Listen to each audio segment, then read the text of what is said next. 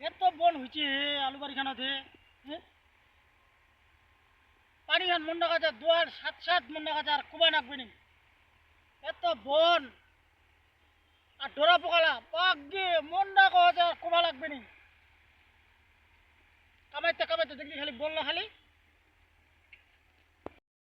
তোকে তো কয়েছো বলে ডোরা পোকার বিচিটা কথা তো শুনি না। আলু গাছ কাটে দাও, সেটা ভালো হবে।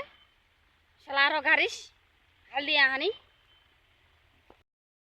মুই বসে আছি লোকটা না তুই তো কাতালা দেশে আছি লোকটাকে মুই বসে আছু এটি ধানলা বান্ধিবা লাগে ধানলা বান্ধেছু এতে আলু বাড়িখানে লক্ষ্য এত লক্ষ্য কুন্দি করবো একটা লোক কাজে ডোরা পোকা কাটবে আর কিভাবে কাটবে বিষখানা আড়ালছে বিষখান ছিটপা হবে নি লোকও না মিলে